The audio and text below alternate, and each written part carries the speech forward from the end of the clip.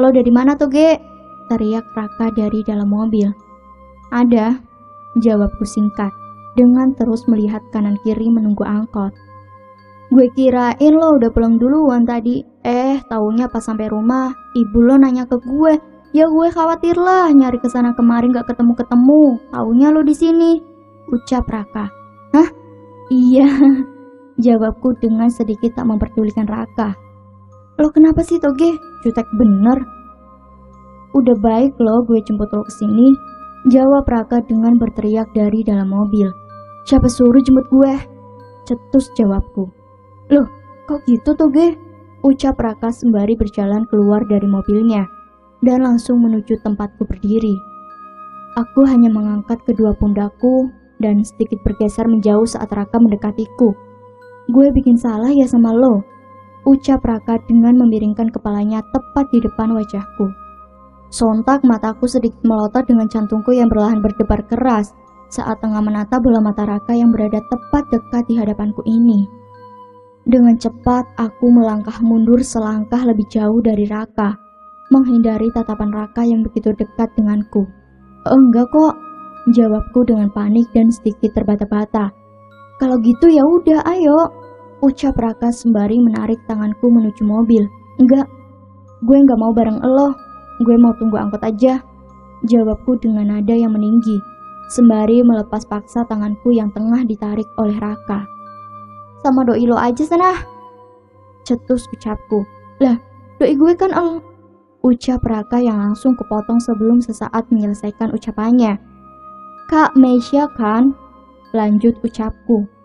Lah, kok malah ke si cungkring? Jawab Raka.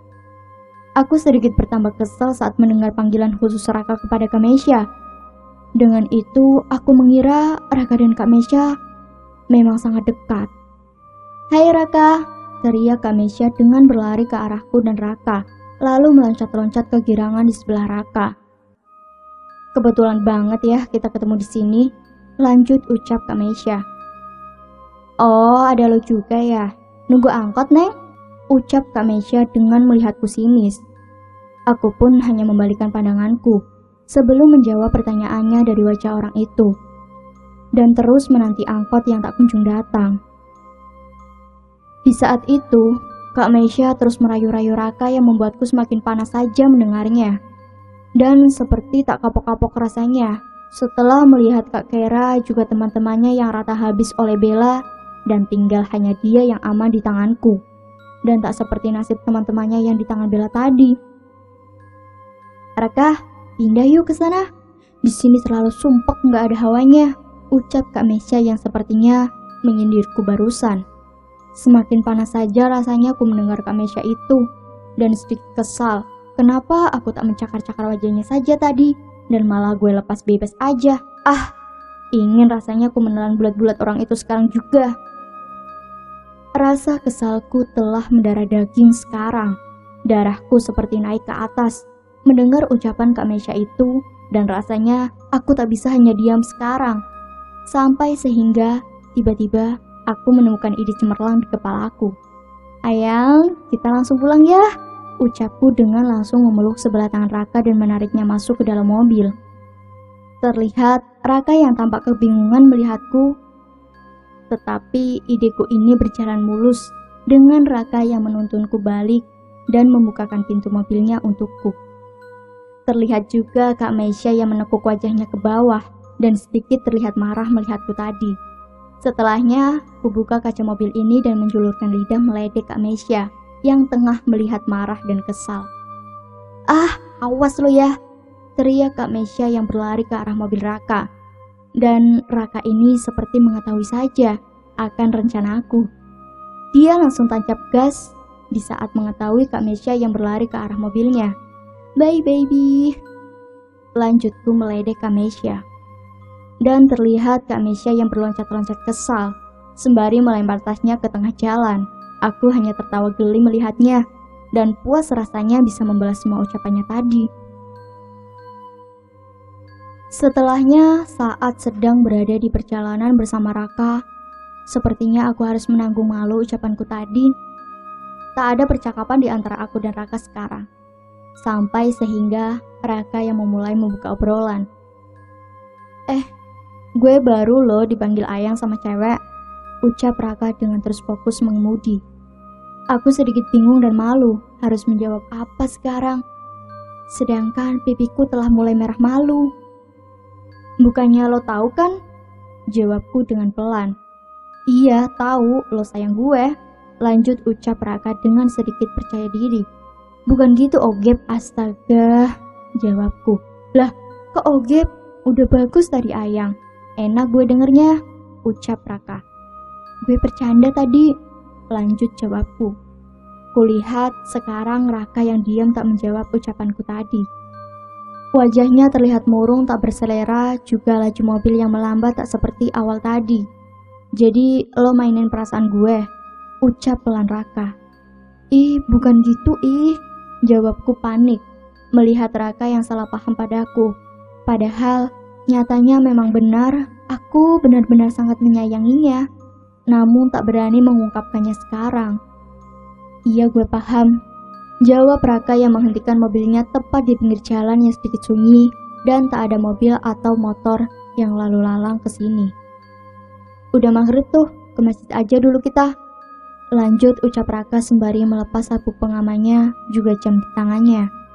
Gue lagi halangan, lo duluan aja, jawabku. Beneran gak apa-apa nunggu di sini? Lanjut Raka. Iya, gak apa-apa lah, jawabku. Ya udah, kunci aja dari dalam, takut ada apa-apa. Lanjut Raka sembari beranjak keluar. Iya, jangan lama, jawabku. Kulihat Raka yang mengangguk dan langsung berjalan keluar ke arah masjid yang sedikit jauh dari sini. Kurasa Raka bukan sengaja memarkirkan mobilnya di tempat seperti ini, karena ternyata masjid yang ia tuju masuk melewati gang yang tak mungkin mobil bisa masuk. Lalu aku hanya menghela nafas dengan memasang headset di telinga dan mulai menyalakan lagu dengan volume yang sedikit tinggi, menghilangkan rasa sepi ini.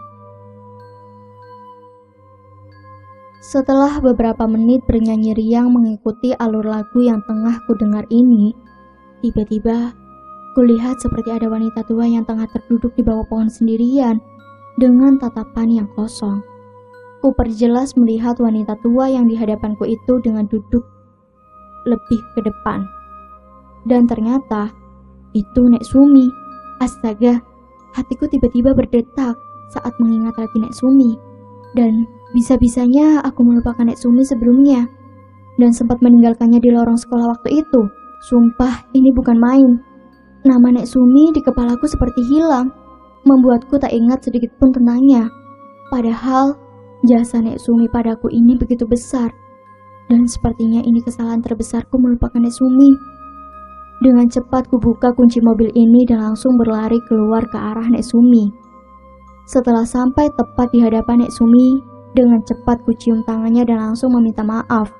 Dan Nek Sumi hanya mengelus rambutku dan berkata, "Tak apa."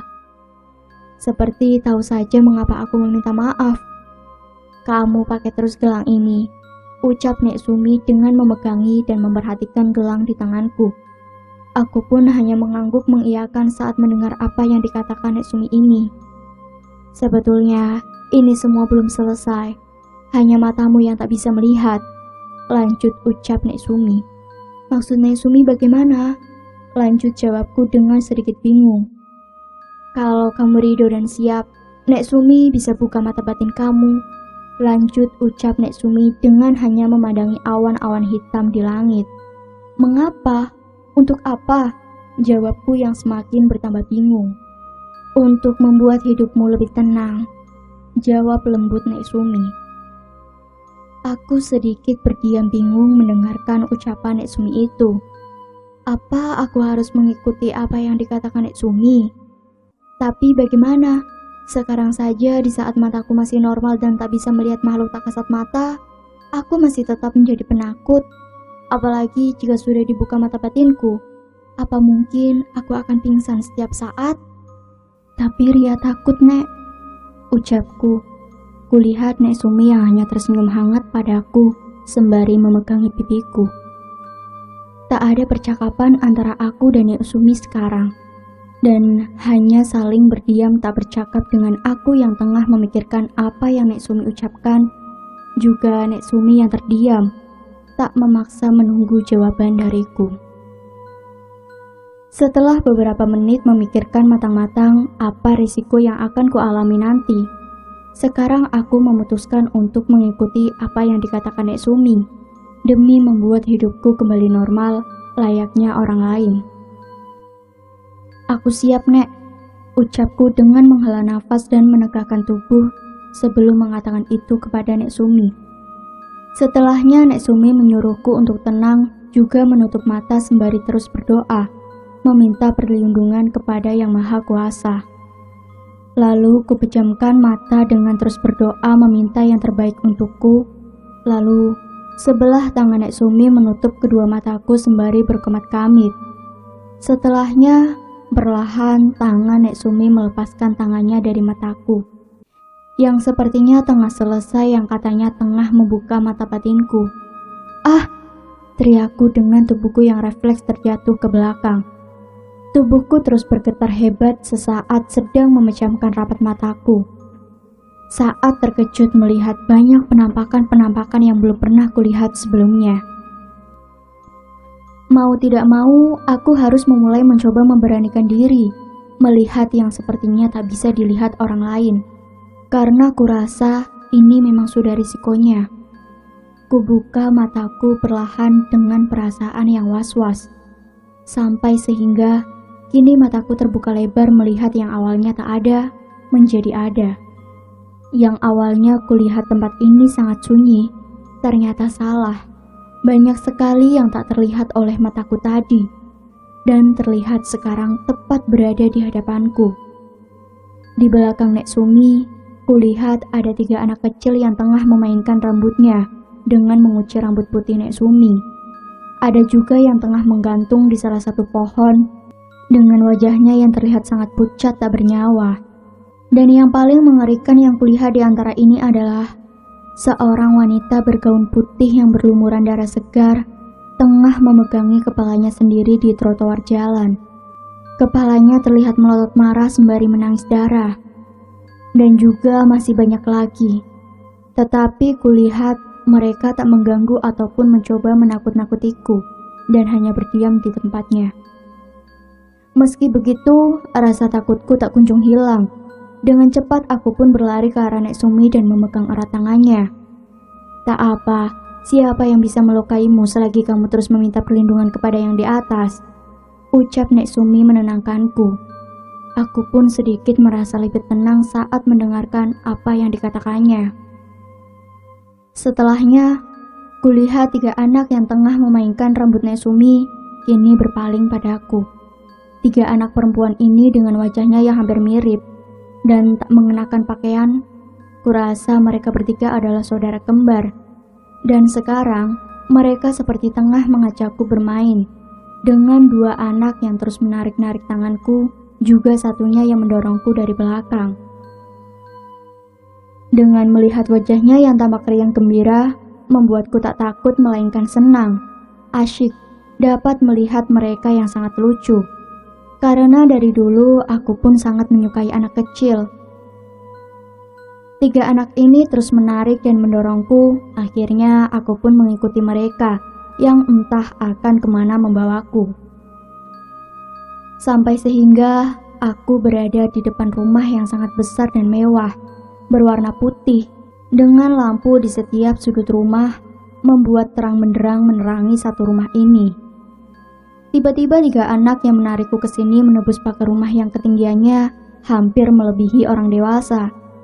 Aku sedikit terkejut dan kagum. Lalu setelah itu, pintu pagar yang awalnya terkunci, kini terbuka dengan sendirinya.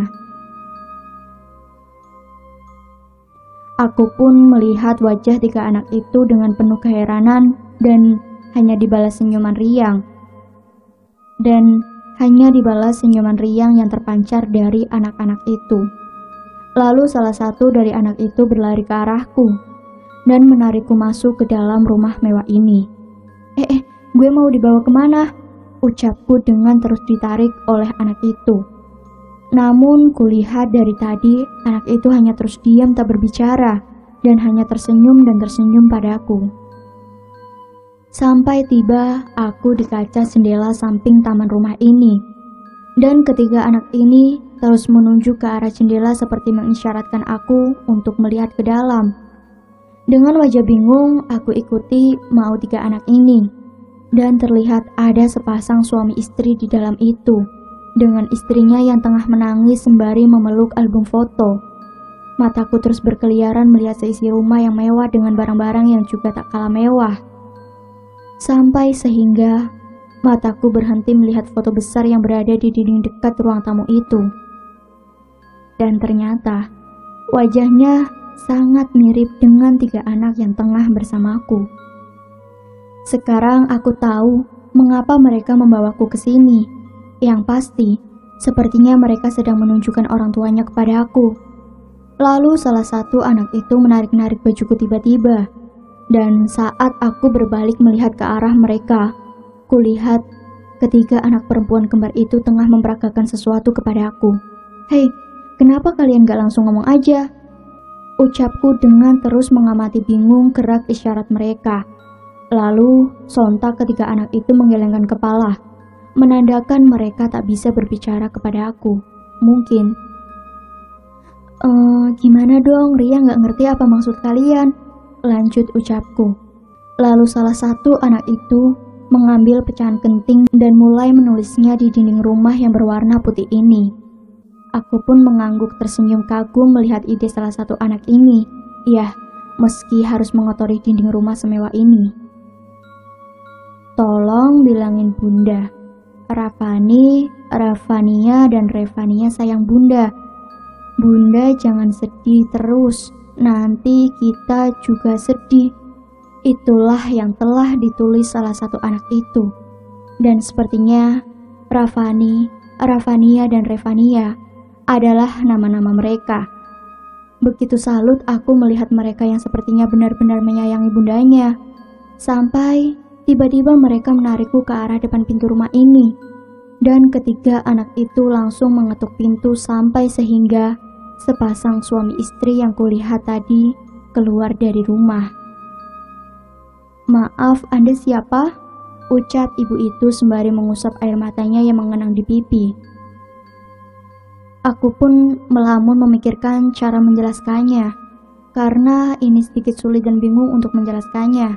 Dan kurasa ibu dan ayah tiga anak kembar ini takkan langsung mempercayaiku. Mbak," ucap ibu itu membiarkanku yang tengah berada dalam lamunan.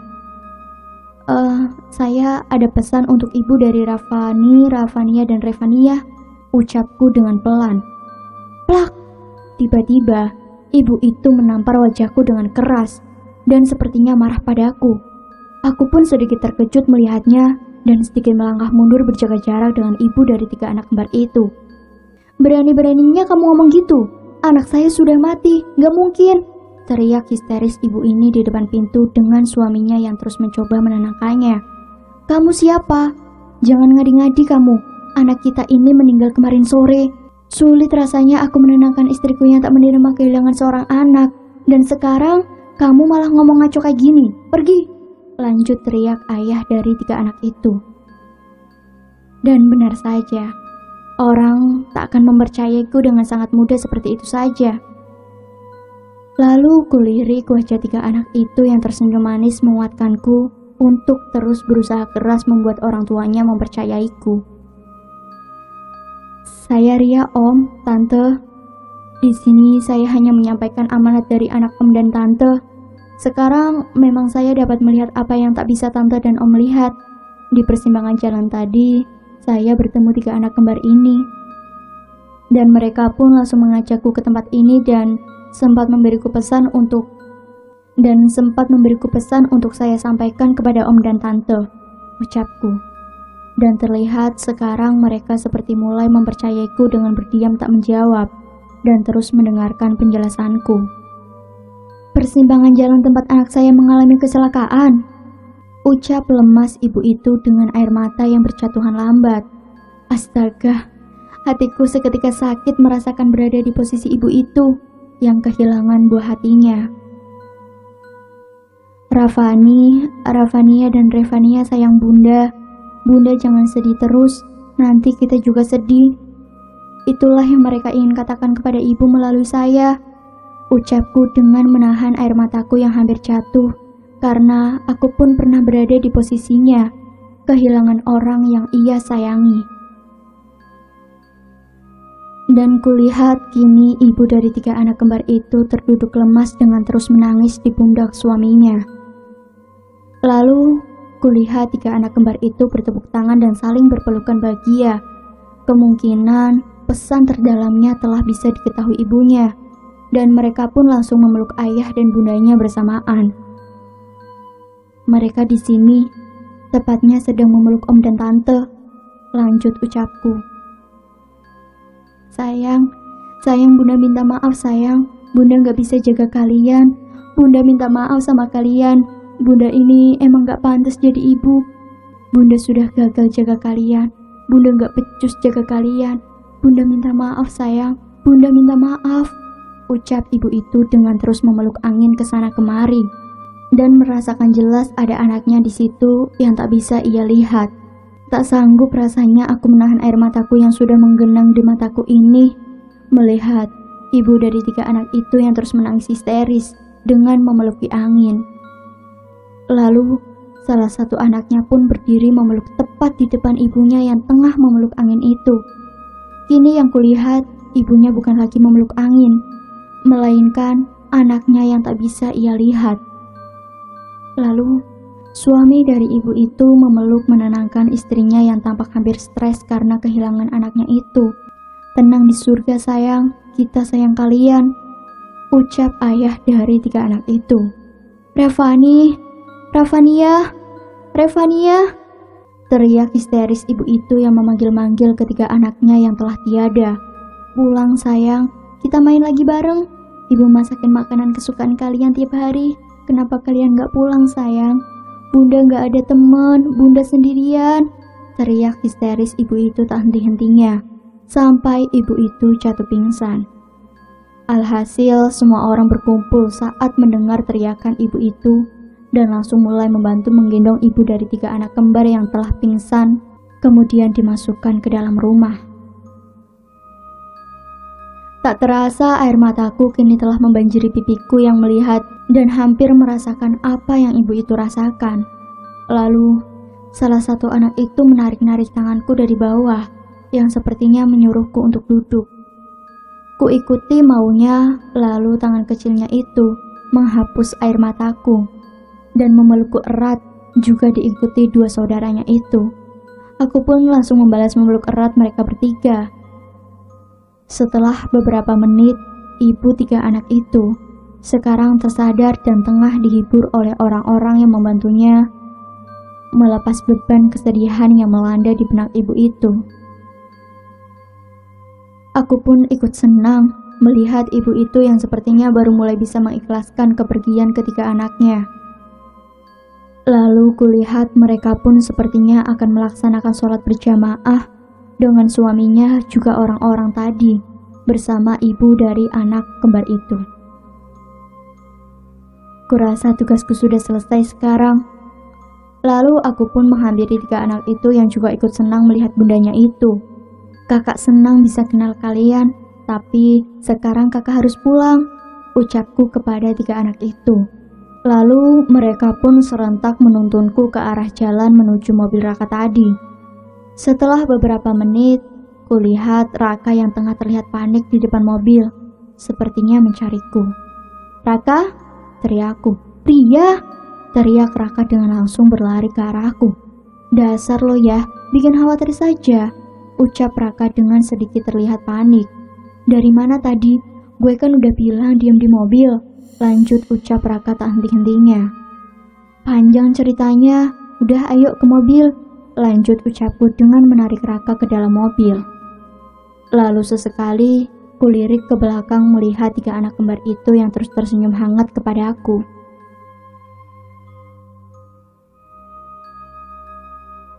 Sesaat akan memasuki mobil, aku berteriak dengan langsung menutup mata saat melihat sosok-sosok yang berada di sini tadi. Lo kenapa? lanjut ucap Raka yang juga terlihat kaget mendengar teriakanku. Enggak kok, lanjut ucapku dengan membuka mataku perlahan. Meski awal sudah kulihat mereka, aku tetap masih merasa kaget saat melihat sosok-sosok itu lagi. Setelahnya, aku dan Raka langsung masuk ke dalam mobil. Tak lupa memasang sabuk pengaman dan tak lama, Raka pun langsung tancap gas. Saat setelah mobil Raka melaju, terlihat dari kaca spion di sebelah kanan, 3 anak itu yang tengah melambaikan tangan padaku. Namun mataku sedikit melotot kaget melihat wajah anak itu yang berubah hancur, dan juga dipenuhi darah segar yang berlumuran memenuhi tubuhnya yang kecil itu.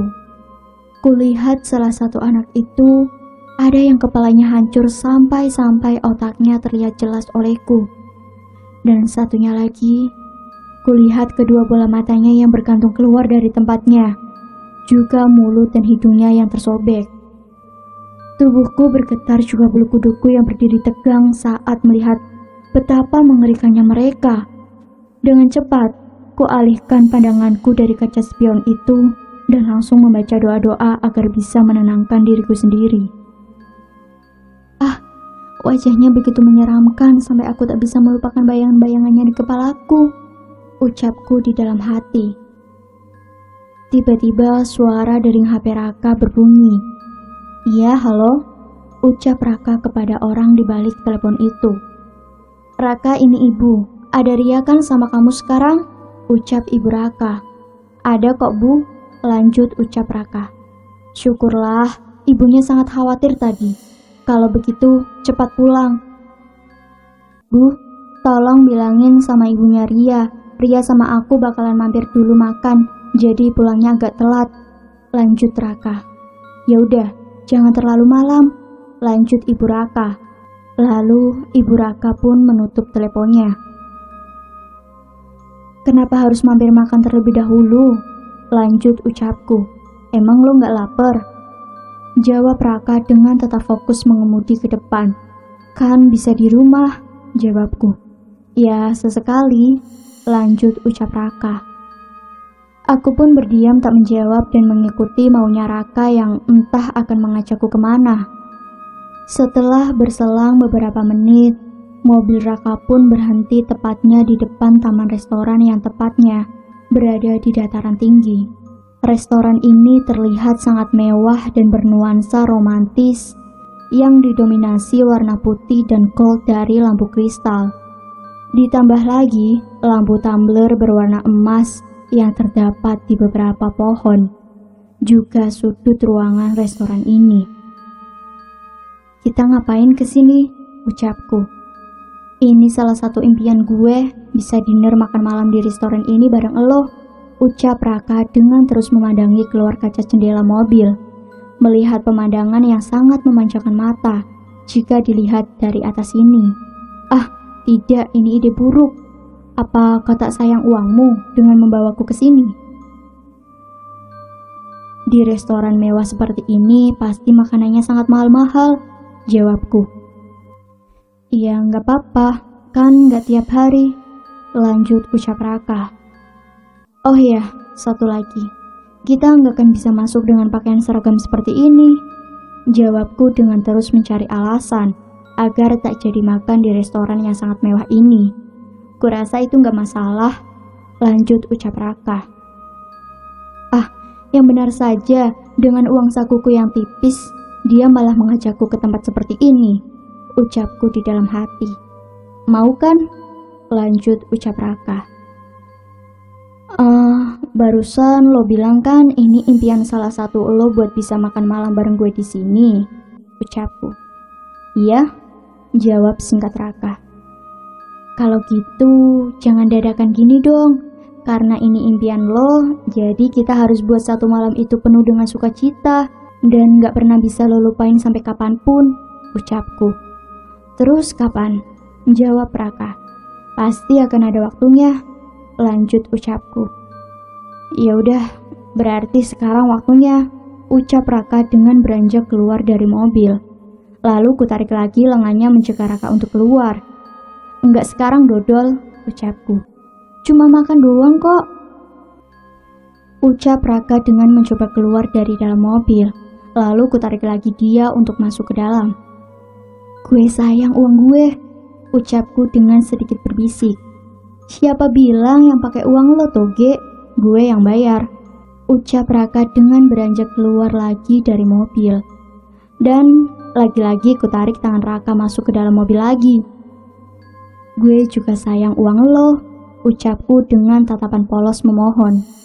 Jadi, lo nolak terus dari tadi cuma gara-gara sayang uangnya, ucap Raka sembari menahan tawanya. Aku pun hanya mengangguk, sembari melipat bibirku cemberut. Di saat cewek lain ngotot pengen dinner di restoran mewah ini, kayaknya cuma lo yang nolak, ucap Raka dengan tertawa geli. Gue emang diajarin buat gak boros sama ibu juga almarhum kajian dulu, ucapku dengan kembali duduk seperti awal menghadap ke depan. Tapi kan gue yang bayarin, ucap Raka. Apalagi lo yang bayarin, jawabku. Lah, kenapa kalau gue yang bayarin, ucap Raka. Jadi utang ntar gue, ucapku dengan pelan. Gue gak paham lagi sama Lora, astaga, ucap Raka. Pokoknya Ria gak mau makan di sini. Kita cari aja bakso di pinggir jalan, kan banyak tuh, ucapku. Serius nih gak mau di sini, lanjut ucap Raka. Iya, gak mau, cepetan balik lagi, jawabku memaksa. Dan sepertinya Raka tak bisa memaksaku lagi, dan terus mengikutiku mencari bakso yang biasanya berada tepat di pinggir-pinggir jalan. Berselang lama, Raka pun menghentikan mobilnya tepat di penjual bakso di pinggir jalan, sesuai yang kuminta sebelumnya. Terlihat dari dalam mobil penjual bakso ini sangat ramai pembeli, membuatku semakin penasaran bagaimana rasa bakso itu, sehingga membuat padat pembeli seperti ini. Tak lama aku dan Raka pun langsung keluar dan ikut mengantri antrian yang sangat panjang itu. Aku sedikit terkejut saat melihat tak ada pegawai ataupun yang membantu mas ini berjualan bakso di saat ramainya pembeli seperti ini. Sumpah lama banget, mana gue pegel, ucap ocehku yang sudah jenuh, terus berdiri menunggu antrian yang sangat panjang dan membosankan. Ya udah, sana tungguin di mobil, jawab Raka yang melihatku terus mengoceh kesal. Antara antrinya diambil orang dong, jawabku. Lo gak anggap gue ada apa gimana sih Toge? Ucap Raka dengan membalikkan tubuhku ke arahnya, sembari menjepit kedua pipiku dengan sebelah lengan dan memainkan pipiku layaknya squishy. Tapi lo bilang suruh kita tunggu aja di mobil, ucapku dengan tangan Raka yang terus menjepit kedua pipiku, membuatku berbicara seperti layaknya bibir ikan saja. Lo, kita, lo aja lah, ucap Raka. Kok gue aja sih? Terus lo gimana? Jawabku. Ya kalau gue ikut ntar antriannya kecolong orang dodol, ucap Raka dengan melepas tangannya di pipiku. Oh iya, ucapku dengan tertawa malu. Ketawa lagi, yaudah, sono tunggu di mobil, ucap Raka. Beneran nih, lo gak apa-apa, lanjut ucapku. Iya, udah sana, ucap Raka. Aku pun mengangguk dan langsung berjalan menuju mobil. Beneran nih, ucapku dengan berbalik ke arah Raka sesaat sedang berjalan menuju mobil. Cantik-cantik rese lo, Ra, ucap Raka yang sepertinya geram melihatku. Dengan cepat aku pun langsung ngacir lari masuk ke dalam mobil dengan tertawa geli melihat Raka yang tampak kesal. Ah, akhirnya gue bisa duduk, ucapku. 1 jam berlalu, namun kulihat Raka masih berada di antrian kedua. Tetapi kulihat wajahnya biasa saja, tak terlihat kesal ataupun jenuh, tak sepertiku yang baru beberapa menit saja ngocehnya gak ketolongan. Suara dering HP-ku. Dan ternyata Raka yang menelponku. Tanpa mengangkatnya, aku pun langsung keluar dari mobil menuju ke arah Raka yang sepertinya sekarang giliran Raka masuk. Capek, ucapku saat selangkah akan menghampirinya. Capeknya hilang pas lihat kamu, ucap Raka. Di dasar gombal, lanjut ucapku. Setelahnya, kulihat 2 orang keluar saat tengah selesai memakan baksonya. Kosong tuh, ayo, ucap Raka menarikku. Sebentar, ucapku, dengan menahan tarikan dari tangan Raka itu. Aku merasakan hawa aneh saat melangkah akan masuk ke dalam. Baunya pun sangat busuk saat kucium. Tetapi dengan ramainya orang, membuatku bisa mengendalikan rasa takutku yang tiba-tiba kumat lagi entah kenapa. Setelahnya, aku pun dan Raka duduk di meja kursi yang kosong tadi. Dan setelahnya, Raka mengacungkan tangannya dan langsung memesan 2 mangkuk bakso. Setelah lama menunggu, akhirnya kulihat penjual bakso itu menghampiri mejaku dan Raka dengan 2 mangkuk di tangannya. Tapi sebentar, siapa itu? Dia sedang menggendong siapa? Anak kecil, mengapa ia menggendongnya? Mataku melotot dengan sedikit menonjol ke depan. Tubuhnya berwarna hijau dengan kepalanya yang botak dan telinganya yang menjulang tinggi ke atas. Ditambah lagi, giginya yang tak tentu tempat bertumpukan hingga keluar mulutnya dengan air liurnya yang terus menetes dari giginya dan membuatku jijik saat melihatnya. Tanganku menggapai tangan Raka dan memegangnya erat saat seseorang yang digendong oleh mas penjual baksonya tadi turun mengikuti mangkuk bakso yang disimpan di meja makanku dan Raka. Sekarang makhluk itu tepat berada di hadapan wajah Raka, meneteskan air liurnya ke dalam mangkuk bakso yang akan Raka makan itu. Lezat, ucap Raka dengan memegang 1 sendok dan garpu yang siap untuk menyantap makanan itu. Sekian lama ngantri, akhirnya lanjut ucap Raka yang sepertinya siap melahap bakso itu. Jangan, ucapku dengan menahan tangan Raka yang siap menyuap bakso itu ke dalam mulutnya. Lah, kenapa? Ucap Raka kebingungan. Pokoknya jangan, jawabku. Kurasa sekarang makhluk itu tengah mengetahuiku yang dapat melihatnya. Ia pun menghampiriku menatap tajam mataku dengan sangat dekat. Aku menelan air liurku perlahan dengan keringatku yang kini banjir membasahi kening. Lalu kualihkan pandanganku menghiraukannya dan seolah-olah aku tak bisa melihatnya. Astaga, kenapa begitu banyak makhluk menjijikan seperti itu di sini? Ucapku sedikit kesal melihat makhluk yang menjijikan ini tak hanya 1, melainkan ada banyak di setiap meja makan di sini. Kulihat lagi Raka yang setiap menyantap bakso itu dengan mulutnya. Dengan cepat kuambil sendok Raka dan membuangnya ke lantai. Kok dibuang, Rak? Ucap Raka kebingungan. Aku tak menjawab langsung pertanyaan Raka dan hanya menggelengkan kepalaku dengan raut wajahku yang khawatir.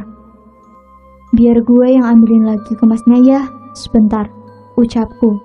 Lalu terlihat Raka yang mengangguk dengan raut wajah yang bingung melihat tingkahku. Kuambil sendok Raka yang kucatukan tadi dan berniat menghampiri mas penjual baksonya, sembari mencari tahu apa yang sebenarnya terjadi. Gerobak bakso mas ini sangat tertutup oleh beberapa kain berwarna putih dan bertuliskan, "Dilarang